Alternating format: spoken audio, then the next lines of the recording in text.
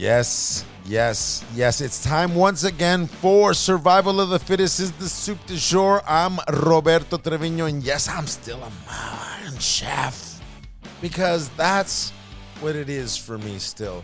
A lot of people sometimes ask me like, oh yeah, hey, Chef Trevino, you've been doing this for a long time, and what's going on?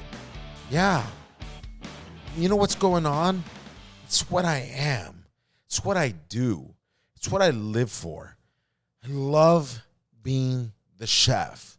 I still absolutely feel like it's the most magical moment of my life. And yeah, whatever, right? I get it. But to be able to say that I have a moment in my life that for me is magical, I think that's wonderful. And that comes from being the chef. So yes, I love being the chef. And I've been very fortunate to join a team, to be working with people that truly believe in their restaurants. The restaurant owners I'm working with now are so dedicated to their restaurant. I absolutely love it. They're great people. They're just so dedicated. And I believe that there's a certain amount of soul necessary for the restaurant to truly be successful, And you can say like, oh yeah, it's about numbers, it's about asses and seats, it's about check average, it's about portion size.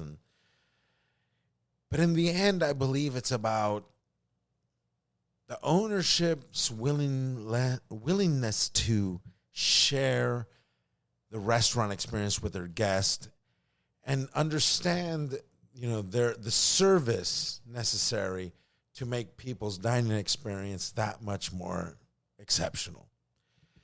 And that's what makes what we do wonderful. And, I know I'm talking to a lot of people who aren't in the restaurant business, but join us for a minute and try to put yourself in our position where, where for us, it's the absolute pleasure to have a full restaurant, to have happy guests, to have, even with the bad, the restaurant business has plenty of bad, and anyone in the biz knows this, plenty of bad.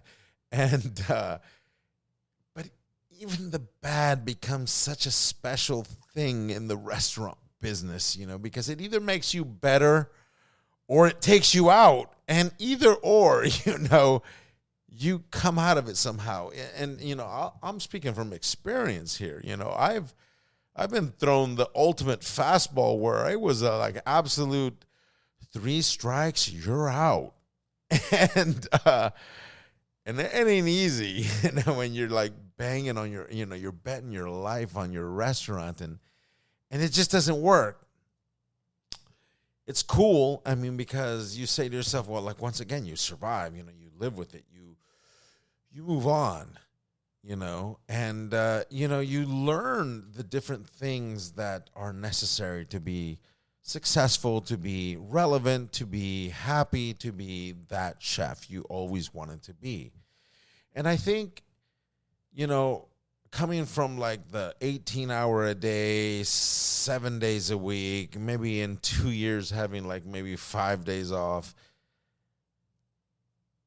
it feels kind of okay to kind of be taking some me time and still sharing the chefdom and still sharing wonderful food with guests, and still being, recognized by like just people like Pique too, Pique from Puerto Rico, which, feels that it's enough to like share with me the wonderful work they're doing for me to recognize and share their message and their art, which is in this case, chili, like hot sauce, like Pique. So, for me, it's wonderful, to continue to be the chef and finding other places. Like even this, even the podcast, becomes sort of one of many different kitchen instruments that as a chef I use to spread my message as a chef, and the podcast has almost become like a kitchen instrument.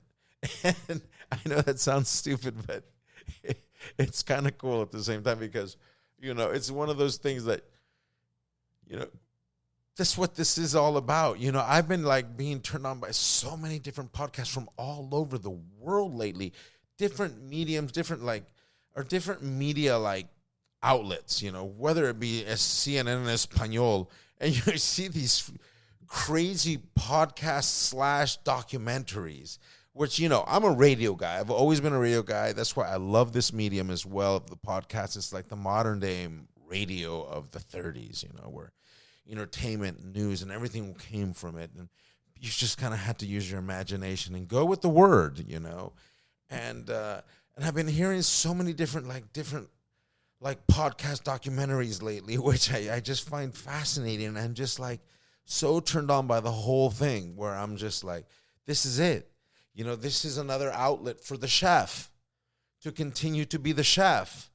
And that is what makes this podcast for me so special. And to share these moments with y'all, and for you to even share your time with me. And it's one of those things you say like, okay, thanks. But at the same time, I hope that there's some kind of just spark in your careers, in your lives, in your restaurant, reality, to just continue and to recognize some of the things that I say, and maybe kind of hear one thing I mentioned about one of the mistakes I made over the years, and hopefully it'll help you in your quest to continue to be a great chef or restaurateur, or just even like hospitality visionary. Because at the same time, I've always been a big fan of hotels. I mean, someday I really hope to own a hotel where I can just kind of like, just make sure everything's perfect for the guest. From the kitchen to the rooms to the amenities and everything. So, I mean, the hotel business is just one of those things. And I guess if you're in the service industry, you're kind of just into that, But a hotel would be so cool, especially if you could make it so special and so different from just your everyday, like, lodging sort of thing to something more of an event that people want to go spend the weekend or a week, or when they're in your particular town or city you're in, want to spend time with you in your hotel. I think that sounds great, where you can control the entire experience from the front desk to the dining to the rooms and everything. It's just, to me, I mean, as a chef, I believe that's what drives us, is that we're always looking from start to finish, that they have the ultimate dining experience, or the ultimate, foodie experience, where even the chemical and the balance of the mental makeup at the moment they're tasting your food can be somehow controlled by the chef. This is what I'm talking about, and taking it to the level of an entire weekend or a week stay in a hotel, like where the experience is truly controlled by the chemical makeup of the smells and the tastes and the visual effect that you can have on your guest. So, I mean, that's just me going.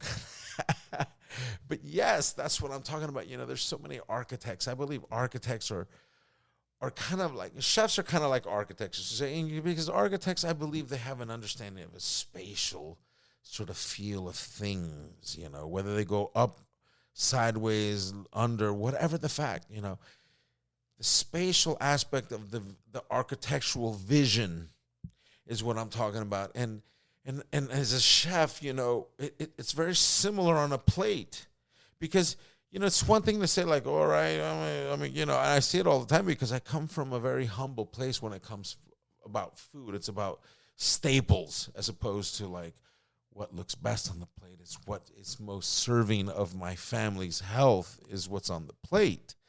So it's like when I see, that you have to find that place where you're bringing the humility of a very simple, plating design, and you're kind of bringing the greatness of that to something very spatially conscious and certainly like understanding of what you want to accomplish on the plate for your guest, and kind of bringing the two together. This is an amazing feat, but when it happens, it's magical. And like an architect, a chef needs to understand the space, whether it be from one end of the plate to the other and up into, whatever is, the height you want to go off your plate. But ultimately, it's a spatial vision. And so architects, I think, I'm going back to architects because it's just like, I just absolutely love the architectural understanding of their surroundings. And as chefs who are surviving after the pandemic, we are learning to work with what is around us much more like an architect and much less like somebody who could just order anything they want from their purveyors. This is an exciting time for chefs and food. This is like what Marcel Duchamp did for the futurist and the Dadaist art movement of Europe. This is a moment when chefs must understand their responsibility to their surroundings and achieve their visions of spatial beauty on a plate and manage a crew of cooks and purchase properly.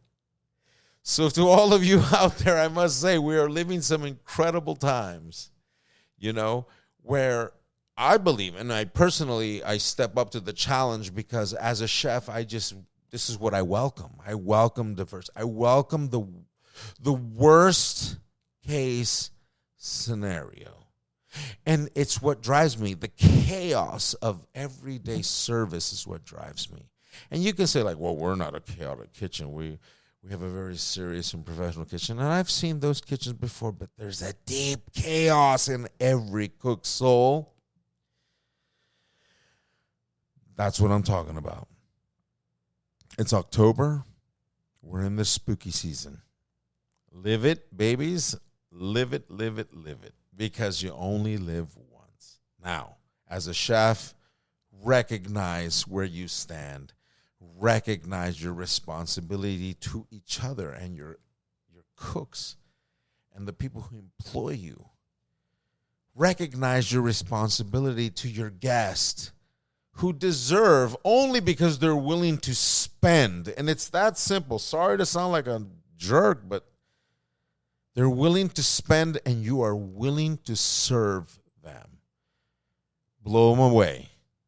Because that's the name of the game, everybody. So here we are. We're moving forward and living this life post-COVID, pre-COVID.